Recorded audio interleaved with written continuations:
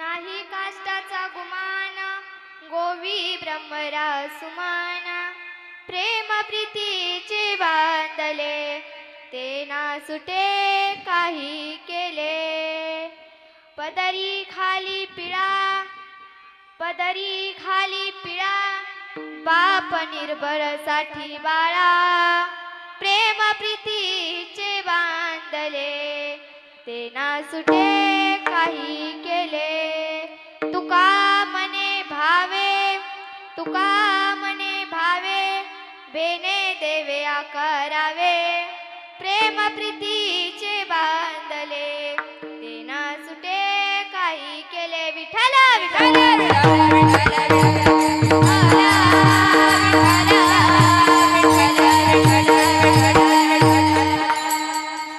नाही काष्टाचा गुमान, गोवी ब्रह्मरा सुमान.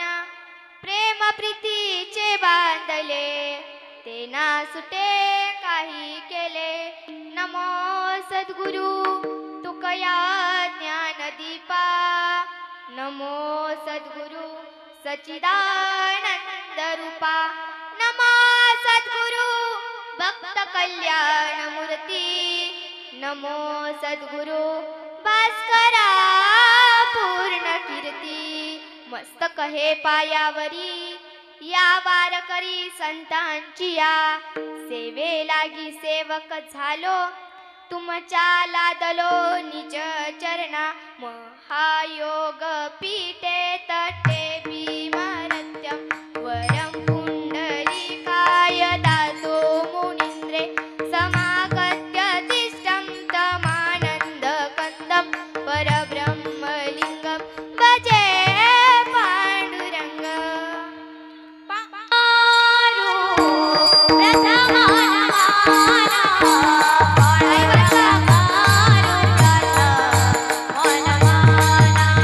ताली वाजवा,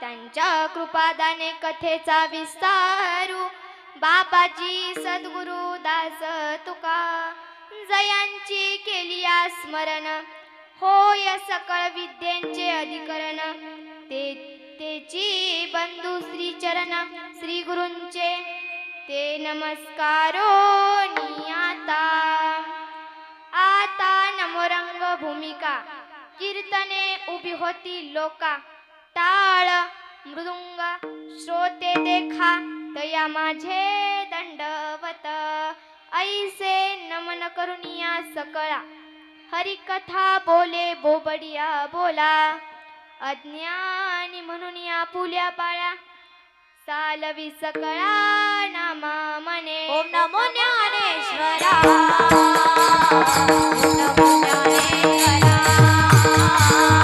ओम नमो ज्ञानेश्वरा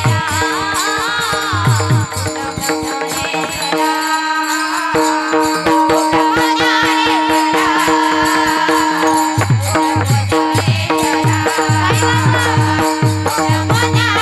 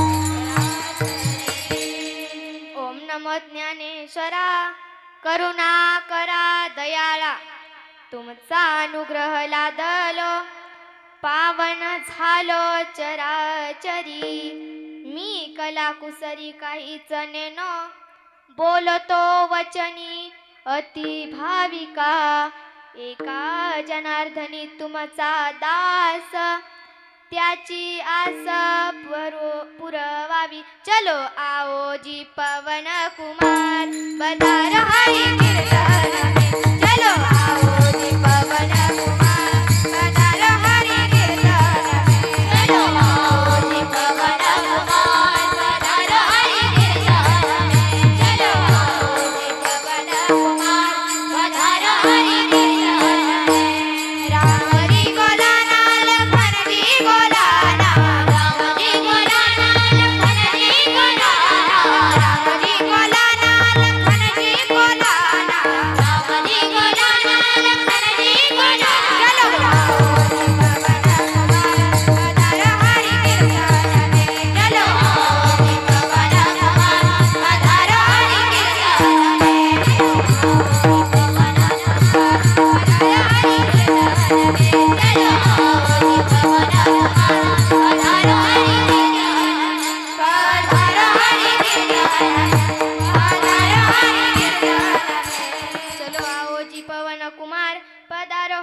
कीर्तन में विठला विठला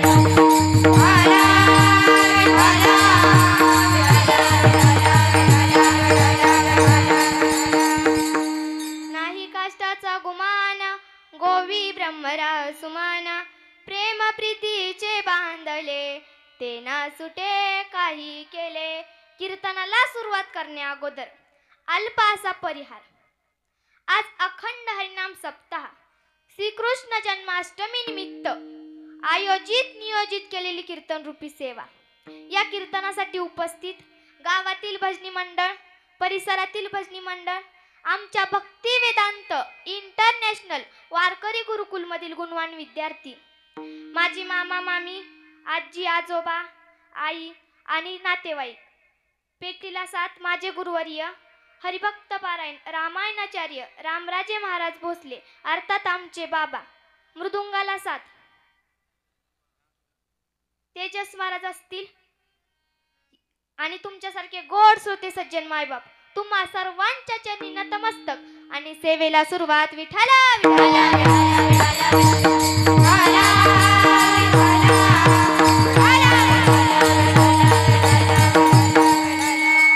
नाही काष्टाचा गुमान, गोवी ब्रह्मरा सुमान, प्रेम प्रीतीचे बांधले, ते ना सुटे काही केले. आनंद कंद सचिदानंद घन, परात परपूर्ण परब्रह्म प्रकाश भगवान परमात्मा आणि त्या भगवान परमात्म्याच्या कीर्तनरूपी सेवेसाठी घेतलेला अभंग कोणाच आहे असे म्हणाल तर पांडुरंगरायाचे एकनिष्ठ भक्त, आळंदी पंढरीची पायवारी करणारे महान वारकरी संत, कलियुगामध्ये मानव देह घेऊन वैकुंठाला जाणारे असे एकमेव संत की ज्यांचा गाथा हा पंचमवेद मानला जातो असे असणारे श्री क्षेत्र देहू निवासी संत. आता श्री क्षेत्र देहू निवासी संत म्हटल्यानंतर कोणते संत? बरं आजी तुम्ही सांगा कोणते संत? काय नामदेव महाराज? अर्थात हा भंग जगद्गुरु तुकाराम महाराजांचा आहे. विठाला विठाला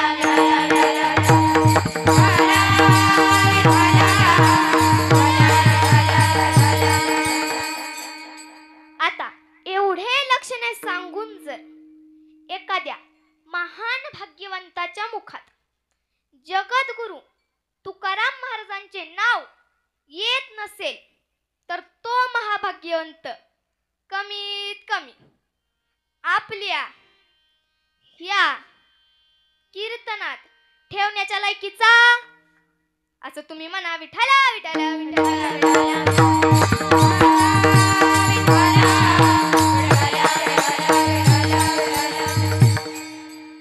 अर्थात हा भंग जगद्गुरु तुकोबरायांचा आहे. या अभंगातून तुकाराम महाराज प्रेमाची ताकद काय असते याचे वर्णन करतात. ज्या वेळेस तुकाराम महाराज या कलियुगाच्या बाजारात फिरायचे हिंडायचे तेव्हा त्यांना असं दिसून आलं की ह्या कलियुगामध्ये प्रेमाची ओघ गंगा घटत चाललेली आहे. मग या कलियुगात राहायचं कसं? जिथं प्रेमच नाही तिथं आपल्या इकडे एक मन आहे, प्रेमाने जग जिंकता येते. परंतु जिथं प्रेमाची पाहुणाच राहील नाही तिथं राहायचे कसे? म्हणून तुकाराम महाराज म्हणतात, म्हणे आम्हा तुका म्हणे आम्हा तुका म्हणे आम्हा काय वाजवा? तुका म्हणे आम्हा तुका म्हणे आम्हा तुका म्हणे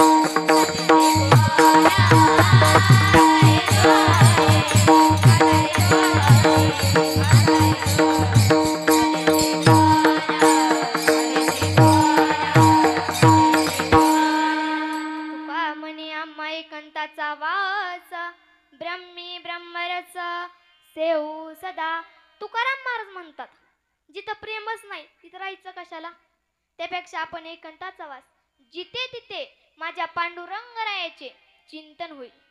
मंडळी, तुकाराम महाराज ह्या कलियुगाच्या बाजारात राहायचे पण असून नसल्यासारखे, म्हणजेच जीवी जळा आत्मा पदमपत्र. तुकाराम महाराज म्हणतात, हा मी या कलियुगाच्या बाजारात राहतो पण असून नसल्यासारखे, म्हणजेच अलिप्त आवाज. संत या संसारूपी बाजारात असून नसल्यासारखे, म्हणजेच अलिप्त आवाज. आपला अलिप्त आवाज तात्पुरता असतो.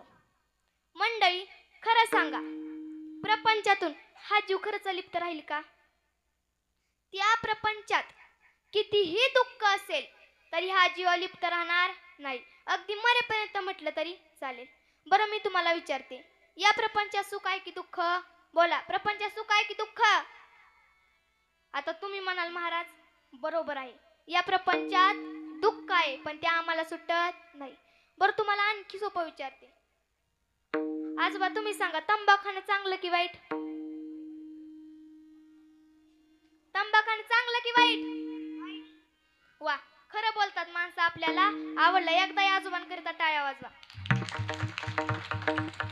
माणसे खरं बोलतात. आता तंबाखू खाल्ल्यावर कॅन्सर होतो हे आपल्याला माहित असूनही आपण तंबाखू खाणं सोडत नाही, कारण आपल्याला काय लागलंय? व्यसन. बरं आजी, तुम्ही सांगा, व्यसन चांगलं की वाईट? व्यसन चांगलं की वाईट? वाईट. वा, आजींना कळलं व्यसन वाईट.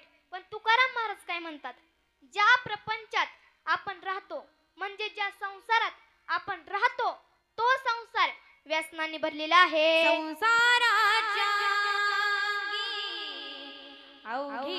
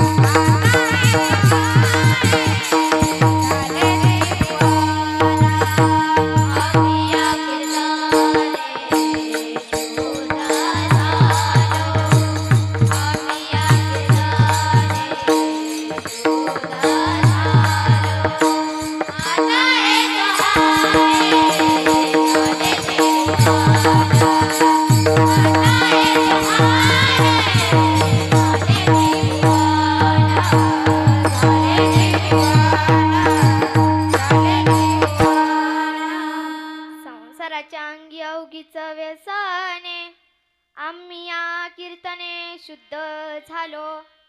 प्रपंच हा व्यसनाने भरलेला आहे हे संतांनी ओळखले.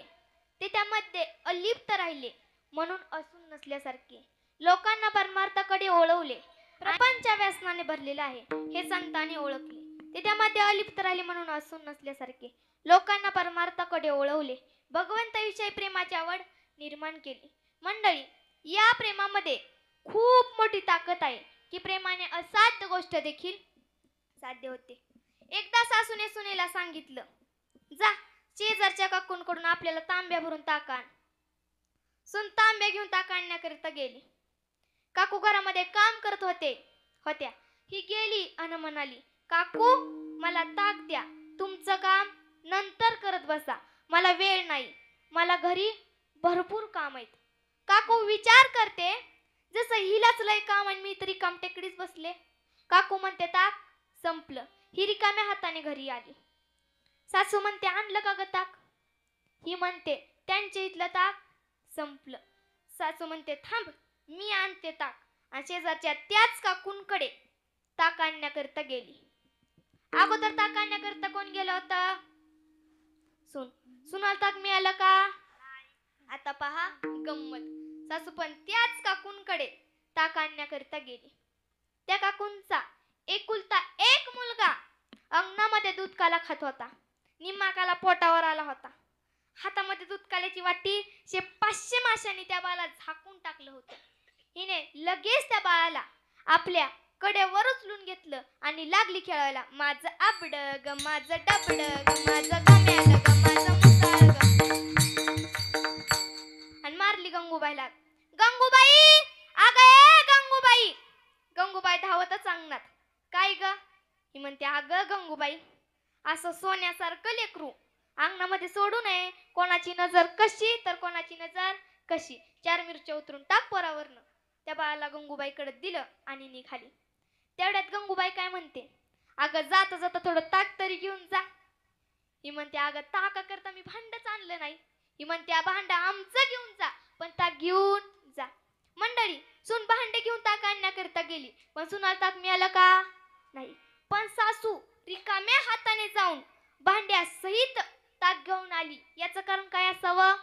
प्रेम. सज्जनाओ, प्रेमामध्ये खूप मोठी ताकद आहे की प्रेमाने असाध्य गोष्ट देखील साध्य होते. असेच तुकाराम महाराज प्रेमाच्या गोष्टी करत असताना एक साधक महाराजांजवळ आला आणि महाराजांना म्हणाला, महाराज, तुम्ही एवढं प्रेमाचं गुणगान गाता, एवढं काय विशेष आहे या प्रेमामध्ये? त्यावेळेस तुकाराम महाराज प्रेमाची ताकद काय हे सांगतात की तू एक असा प्राणी घे की तो सामान्यपण सर्वमान्य आहे. सामान्य म्हणजे साधारण आणि सर्वमान्य म्हणजे परिपूर्ण. तुकाराम महाराज म्हणतात त्या प्राण्याचे नाव आहे भुंगा. भुंगा हा सामान्य असणारा प्राणी, पण तो सर्वमान्य आहे. त्याला कसल्याही कणीपणाचा गुमान नाही. आणि हेच जगद्गुरु तुकोबराय अभंगाच्या पहिल्या चरणात सांगतात.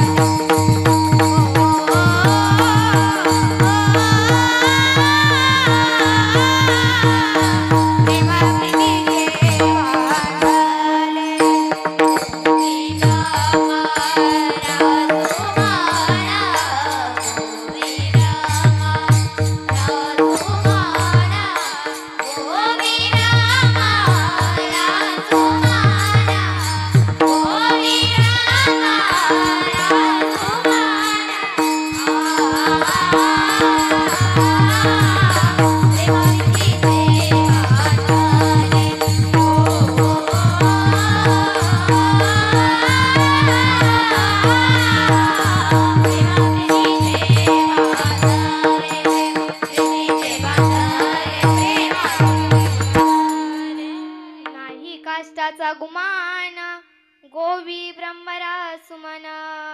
तुकाराम महाराज म्हणतात, भुंगा हा सामान्य असणारा प्राणी, पण तो सर्वमान्य आहे. त्याला कसल्याही कठीणपणाचा गुमान नाही. नाही काष्टाचा गुमान. नाही म्हणजे नाही. काष्टाचा म्हणजे कठीणपणाचा आणि गुमान म्हणजे फिकीर. म्हणजेच भुंग्याला कसल्याही कठीणपणाची फिकीर नाही. भुंगा हा सामान्य असणारा प्राणी, पण तो सर्वमान्य आहे. एक वेळेस माझ्या प्रभू श्रीरामांना कलंक लागता लागता राहिला. रामायणातील प्रसंग आहे, नीट लक्ष देऊन ऐका. ज्या वेळेस राम व रावण युद्ध चालले होते, त्यावेळेस युद्धाच्या पहिल्या दिवशी रावणाची निम्मे राक्षस रामाच्या सैन्याने मारले. रामाचे सैन्य कोण? वानर सेना. त्यांनी रावणाची निम्मे राक्षस युद्धाच्या पहिल्या दिवशी मारली. युद्धाचा दुसरा दिवस सर्व माकडे युद्धभूमीवरती आली. पाहतात तर काय, ज्या राक्षसांना आपण काल मारलं होतं तीच राक्षस आज पुन्हा युद्धभूमीवरती हजर. माकडे एकमेकांना बोलतात, अरे मी या राक्षसाला काल मारलं. दुसरा म्हणतो, अरे मी या राक्षसाला काल मारलं. माकडे म्हणतात, आपण काल मारलेली राक्षस आज पुन्हा युद्धभूमीवरती हजर. ही राक्षस मरतच नसतील तर युद्ध करून उपयोग काय? आपल्या मुकदमाला बोलवा. माकडांचा मुकदम कोण? मुख्यमंत्र्याच्या लाडक्या बहिणी. माकडाचा मुकदम कोण? हनुमंतराय. हनुमंतराय आले. काय झालं माकडांनो, मला कशाला बोलवलं? तेच ती माकड म्हणतात, हनुमंतराय आपण हे युद्ध कव्हर करायचे, म्हणजे हे युद्ध कव्हर चालणार. हनुमंतराय बोलतात, पण झालं तरी काय? माकडे म्हणतात, अहो आम्ही ज्या राक्षसांना काल मारलं होतं तीच राक्षस आज पुन्हा युद्धभूमीवरती हजर. ही राक्षस मरतच नसतील तर हे युद्ध करून उपयोग काय? हनुमंतराय बोलतात, तुम्ही माकड ती माकड कधी सुधारणार नाहीत. अरे माकडोनो, त्यांच्या आईला जुळे असतील तर? माकडे म्हणतात, खरंच की, सॉरी सॉरी. माकडांनी परत अगोनगर युद्ध केले. माकडाचे शस्त्र काय? हाताच्या नख्या, दगड, गोटे आणि मुखाने रामनाम हे त्यांचे शस्त्र. माकडांनी आजही ती सर्व राक्षस मारली. दिवस मावळला, युद्ध थांबले. पूर्वी दिवस मावळला की युद्ध थांबायचे. पूर्वी धर्मनीतच होती. दिवस मावळला, युद्ध थांबले. सर्व माकडे रामांकडे आली. थोडी विश्रांती, नंतर रामदर्शन. म्हणजे एक गोष्ट विशेष होती, ती माकडं रामाच्या बाजूने लढत होती, पण त्यांनी कधी देवाला पार्टी मागितली नाही. आपल्याकडे कसं आला वाढदिवस, दे पार्टी. झाडाचा पालावर बडून खायची, पण त्यांनी कधी देवाला पार्टी मागितली नाही. एवढंच नाही तर ती माकडं रात्रभर देवाचं भजन करायची. रामकृष्ण हरी जय जय रामकृष्ण हरी. रामकृष्ण हरी जय जय रामकृष्ण हरी. रामकृष्ण हरी जय जय रामकृष्ण हरी. रामकृष्ण हरी जय जय रामकृष्ण हरी. रामकृष्ण हरी जय जय रामकृष्ण हरी. रामकृष्ण हरी जय जय रामकृष्ण हरी. रामकृष्ण हरी जय जय रामकृष्ण हरी. रामकृष्ण हरी जय जय रामकृष्ण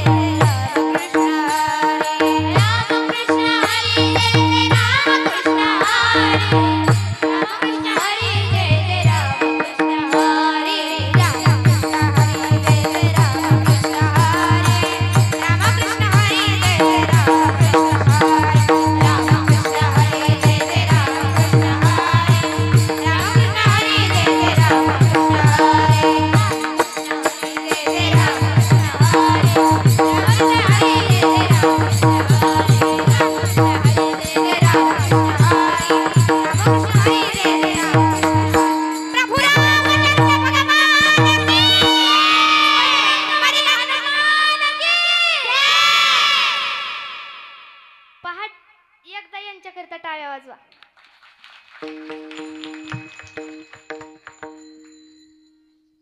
विठ्ठल विठ्ठल विठ्ठल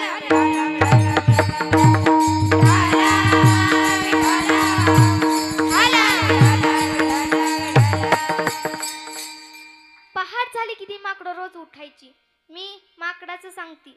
विशेष म्हणजे ती माकडं रोज गंध लावायची. मी माकडाचं सांगती. ती माकडं एकमेकांना चांगलं बोलायची. कोण? माकडं. मी आपलं सांगत नाही. ती माकडं एकमेकांना चांगलं बोलायची. का रे माझा गंध कसा आहे, का रे माझा गंध कसा आहे, अशी आनंद लुटायची. कोण? माकडं. हे महत्वाचं. आपली वृत्ती तर सोडूनच द्या. नंतर ती माकडं रामदर्शन घेत. युद्धाचा 3रा दिवस. ज्यावेळेस रामाचे सैन्य म्हणजेच वानर सेना युद्धभूमीवरती आली तर त्यांना तीच राक्षस दिसली. म्हणजे काल मारलेली तीच राक्षस दिसली. आता मात्र माकडं चिडली. अरे आपण इथं कव्हर करायचे, म्हणजेच इथं कव्हर चालणार. आपल्या मुकदमाला बोलवा. हनुमंतराय आले. आता काय झालं माकडांनो? ती माकडं म्हणतात, हनुमंतराय तुम्ही काल काय म्हणालात? त्यांच्या आईला जुळी असतील तर? अहो पण तीच राक्षस आज पुन्हा युद्धभूमीवरती हजर. हनुमंतराय बोलतात, खरंच की ही तर तीच राक्षस आहेत. थांबा मी वरिष्ठांना भेटतो. हे कसे होते, का होते याची चौकशी करतो. व हनुमंतराय नाळ नीळ जामवंत अंग त्यांना भेटले व झालेली सर्व हकीकत त्यांना सांगितली. ही राक्षस पुन्हा पुन्हा कशी जिवंत होतात याचा शोध लावण्याकरिता हनुमंतराय विरुद्ध पार्टीत प्रवेश करत होते. त्या संगत काय बोलतात, हनुमंतराय विरुद्ध पार्टीत प्रवेश करत आहेत, जरा जपून नाहीतर पॅनल उलटेल. खात्रीचं सीट आहे म्हणून म्हटलं. व हनुमंतराय जे गेले थेट चंद्रसेनेच्या माली. चंद्रसेना म्हणते, हनुमंतराय आज इकडे कस काय? त्याच हनुमंतराय बोलतात, त्याचं काय ना, पार्टी बदलल्याशिवाय मज्जाच येत नाही. पण मी खरं सांगू का मी इकडे कशा करता आलो? आमची वानर सेना तुमच्या राक्षसांना रोज मारते, पण ती राक्षस काही मरतच नाहीत. याचा शोध लावण्याकरता मी इथे आलेलो आहे. ही राक्षस कशी जिवंत होतात हे तुम्हाला सांग. पण हे बघ यात तुझा नवरा देखील आहे. एखाद्या बाईला विचारलं तुझं कपाळ कशाने पांढरं होईल तर ती सांगेल का हो नाही? तसं चंद्रसेना म्हणते, नाही मला विधवा व्हायचं नाही. हनुमंतराय बोलतात, काय दिलं घेतल्यावर? चंद्रसेना म्हणते चालेल. हनुमंतराय बोलतात, माग तुला काय मागायचंय ते? त्या चंद्रसेना म्हणते, मला एक वचन हवंय. हनुमंतराय बोलतात, हे घे वचन आणि माग तुला काय मागायचंय ते. त्या चंद्रसेना म्हणते, ज्या वेळेस राम व रावण युद्ध संपेल त्यावेळेस प्रभू श्रीरामांना माझ्या महाली एक रात्र मुक्कामाला घेऊन या. हनुमंतराय बोलतात, बस एवढंच? चंद्रसेनेला माहित होते हनुमंतराय प्रभू श्रीरामांना आपल्या महाली मुक्कामाला घेऊन येणार, कारण हनुमंतराय हे एक संत होते आणि चंद्रसेनेचा हा संतांवर विश्वास होता. संतांची पाय हो, हा माझा विश्वास हो. संतांची पाय हो, हा माझा विश्वास हो. सर्व भावे सर्व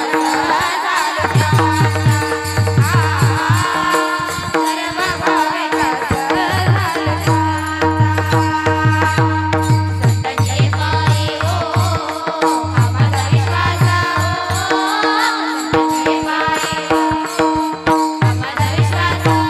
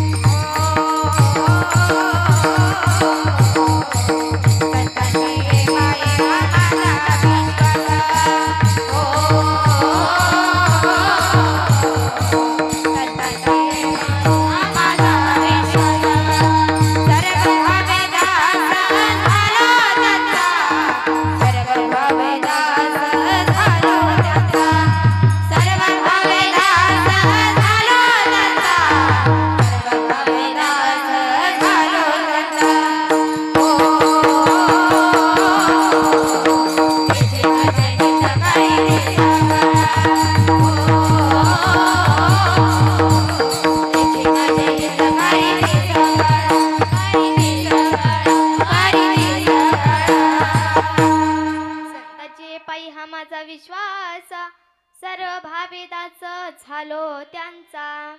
संत कधी वचन मोडत नाहीत. वचनन मोडी बोलिले ते वचनन मोडी बोलिले. तुका माने शेष सेविना आवडे, तुका माने शेष सेविना आवडे, तुका माने शेष सेविना आवडे, तुका माने शेष सेविना आवडे. वचनन मोडी बोलिले ते, वचनन मोडी बोलिले ते, वचनन मोडी बोलिले ते. किंवा रघुकुल रीत सदा चली आई. प्राण जाय पर वचन न जाई. हनुमंतराय बोलतात आमच्या रघुकुल वंशामध्ये कोणी वचन मागितलं तर आम्ही त्याला मारत नाही. सेना म्हणजे चालेल. चंद्रसेनेला आनंद झाला. इकडे हनुमंतराय पर्वताच्या पायथ्याशी येऊन थांबले. भुंगे आपल्या तोंडात अमृत भरत होते. हनुमंतरायांनी थोड्या वेळ त्यांची गंमतच बघितली. हनुमंतराय थोड्या वेळ त्यांची गंमत बघत होते. भुंगे अमृत घेऊन निघाले. तेवढ्यात हनुमंतरायांनी त्यांच्या बरोबर घनघोर युद्ध करायला सुरुवात केली. त्यांचे हे घनघोर युद्ध चालू असताना एक भुंगा हनुमंतरायांच्या पायाच्या मधून निसटला. हनुमंतराय मागे येऊन बघतात व म्हणतात तुला जिकडं जायचंय तिकडं जा. व ती सर्व भुंगे मारली. व जो भुंगा पायाच्या मधून निसटला होता तो भुंगा कुठपर्यंत गेलाय हे पाहण्यासाठी शेपटीला आज्ञा केली की जा तो भुंगा कुठपर्यंत गेलाय तेवढं बघ.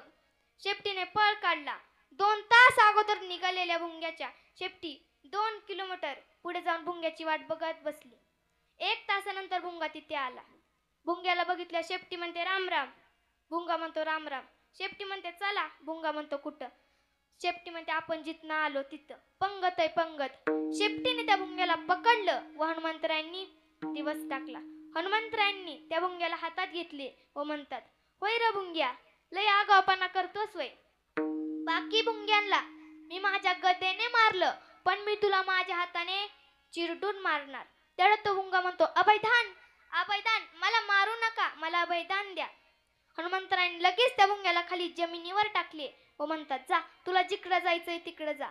अरे आमच्या रघुकुल वंशामध्ये कोणी अभयदान मागितलं तर आम्ही त्याला मारत नाही. जा तुला जिकडं जायचंय ना तिकडं जा. तेच तो भुंगा म्हणतो आता जाऊ तरी कुठे. तुम्ही मला अभयदान दिले. आजपासनं तुम्ही माझे स्वामी मी तुमचा दास. मी तुमचे दासद्वयपद स्वीकारले म्हणजे तुम्ही जे सांगाल ते मी करणार. हनुमंतराय बोलतात चालेल. हनुमंतराय बोलतात तुझं गिरमीठ चांगलं आहे का. त्यास भुंगा म्हणतो हा माझं गिरमीठ चांगलं आहे. हनुमंतराय म्हणतात जा चंद्रसेनेच्या महाली जा. तिथे एक चंदनाचा पलंग आहे. तो पलंग आतून पोकरून काढ. बस एवढंच काम कर पण काम जरा इमानदारीने कर. हनुमंतरायांनी सांगितल्याप्रमाणे भुंग्याने आपले काम प्रामाणिकपणे पार पाडले. इकडे राम-रावण युद्ध संपले. प्रभू श्रीराम बोलतात चला आजचा मुकाम दशमुख पर्वतावर अंजनी मातेपाशी. त्यास हनुमंतराय बोलतात हा दौरा काढला कोणी. कारण मंत्र्याचा दौरा हा सचिवांच्या डायरीत. आजचा मुकाम चंद्रसेनेच्या महाली. प्रभू श्रीराम बोलतात हनुमंता तुला कळतंय का तू काय बोलतोस. अरे माझे जीवन एक वचनी एक पत्नी एक बाणी हे माझे जीवन. हनुमंतराय बोलतात ते मला सगळं माहिती चला मुकाट्याने. हनुमंतरायांनी ढकलीत प्रभू श्रीरामांना चंद्रसेनेच्या महालीपर्यंत आणले. चंद्रसेनेने महाल सजवलेला होता. महालाच्या चारी बाजूने फुले टाकलेली होती. त्यासमोर सडा टाकून त्यावर रांगोळ काढलेली होती. कारण तिला माहित होते आज माझे प्रभू येणार. कारण तिचा संतांवरी विश्वास होता. संताचे पायी हा माझा विश्वास. सर्व भावेदास झालो त्यांचा. थोड्या वेळाने हे दोघे महालासमोर आले. प्रभू चंद्रसेनेने प्रभूंचे पाय धुतले. प्रभूंचे औक्षण केले म्हणजेच ओवाळले व म्हणते या प्रभू. प्रभू बोलतात हनुमंता तुला कसं कळत नाही. त्यास हनुमंतराय बोलतात प्रभू परत तुमचं तेच गारानं. अहो तुम्हा मंत्र्यांना निवडून आणण्यासाठी आम्हा कार्यकर्त्यांना काय काय आश्वासन द्यावे लागते ते आम्हालाच माहिती. चला मुकाट्याने. प्रभू पुढे होईनात. हनुमंतराय थोडे मागच्या बाजूला आले आणि तसेच प्रभूंना ढकलले. तसेच नॉनस्टॉप प्रभू थेट चंद्रसेनेच्या पलंगावरती जाऊन बसले. जसे बसले तसा कडाड आवाज आला. हनुमंतराय भिंतीला कान लावूनच उभे होते. जसा कडाड आवाज आला तसा हनुमंतराय बोलतात चला. प्रभू बोलतात आल्या सरची चहा तरी पिऊन जाऊ. हनुमंतराय बोलतात नको. जाता जाता खुरुंगेवाडीच्या चौकात पिऊन जाऊ. दोघे निघाले. तेवढं चंद्रसेना धावत धावत प्रभूजवळ आली व प्रभूंना म्हणाली, प्रभू तुम्हाला भक्तांचा त्याग कसा कळत नाही? प्रभू बोलतात, मला भक्तांचा त्याग कळतो. जाणोनी अंतर वर्त तसे असाच आहे मी, मला सर्व काही कळते, पण मी तरी काय करणार? हे माझे जीवन बंधनात्मक जीवन आहे. चंद्रसेना तू काळजी करू नको, मी तुझी इच्छा पुढच्या जन्मात पूर्ण करेल. पुढच्या जन्मात श्रीराम झाले श्रीकृष्ण आणि चंद्रसेना झाली सत्यभामा. विठाला विठाला विठाला विठाला विठाला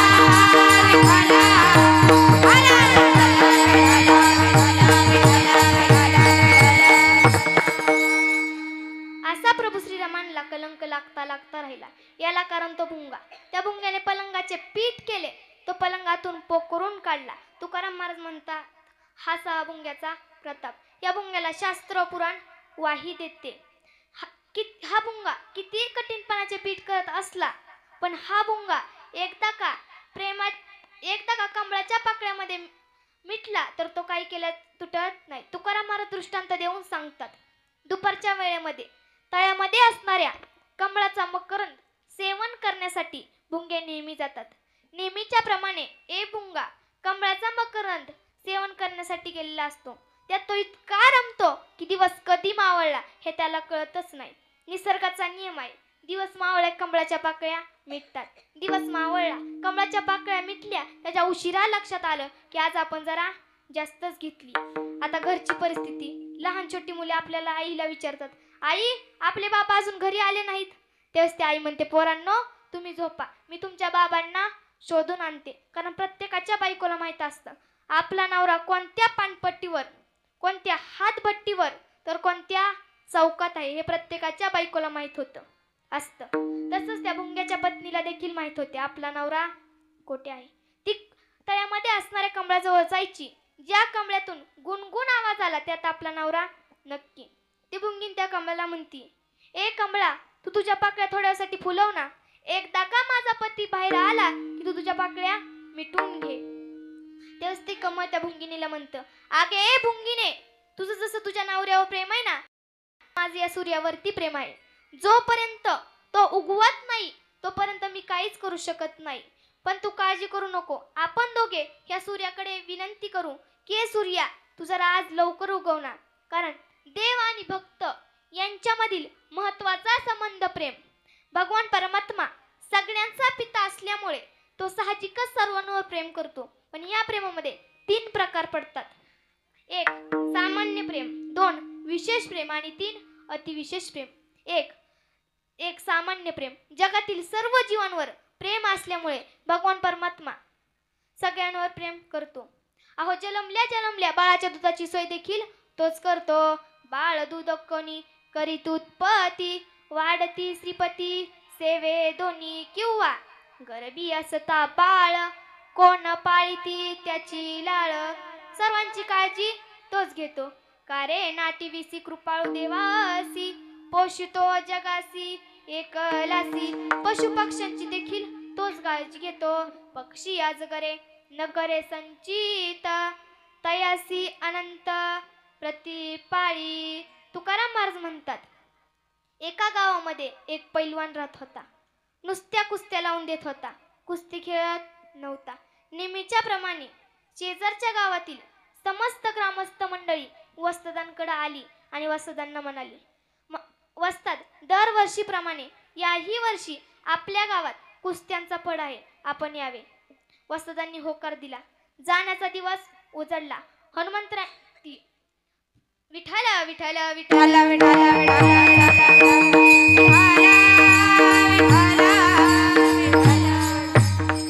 वस्तादांनी जाण्याची सर्व तयारी केली. धोतर, नेहरू, डोक्याला भरजरी तुऱ्यांचा फेटा घातला व जाण्यासाठी अंगणात आले. त्यावेळी त्यांचं लहान 2 वर्षाचा मुलगा धावत धावत आपल्या पप्पाजवळ आला आणि पप्पाच्या धोतराला पिळा मारला आणि म्हणू लागला, पप्पा मलाही तुमच्या बरोबर यायचंय, मलाही तुमच्या बरोबर यायचंय म्हणून असा हट्ट करू लागला.